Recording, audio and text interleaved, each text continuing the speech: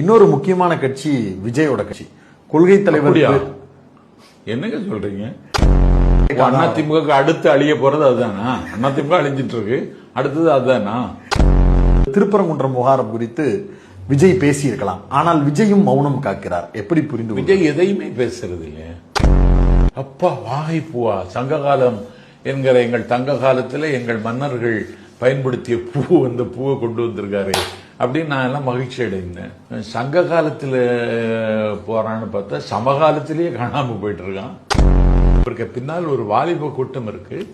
அவர்களை வழிநடத்துவதற்கான எந்த அருகதையும் இல்லாதவர் தம்பி விஜய். ஒரு அமைப்புக்கு அடிப்படை கொள்கை தான். இவர் வழிகாட்டின்னு 5 பேரை சொல்றாரே தவிர இவர் எந்த வழியில் பயணிக்கிறாருங்கன்னு தமிழ்நாட்டு மக்களோ என்னை போன்ற விமர்சன பார்வையில பாக்குறவங்கள எங்களால புரிஞ்சுக்க முடியல. அப்படி முகம் கொடுக்கறதுக்கு வந்தா கூட்டம் கூடும். கூட்டம் கூடத்தான் செய்யும். எம்ஜிஆருக்கு கூடாத கூட்டமாங்க, அண்ணாவுக்கு கூடாத கூட்டமாங்க. மாநாட்டுக்கு கூட்டினாங்கல்ல. நாங்க இந்த கூட்டத்தை எல்லாம் நிறைய பார்த்திருக்கோம் மில்டன்.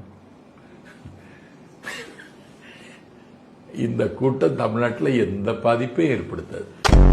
அதிமுக கூட சேர்ந்தா விஜய் கட்சிக்கு வீழ்ச்சி இல்ல, முடிவே தொடங்கிடும்.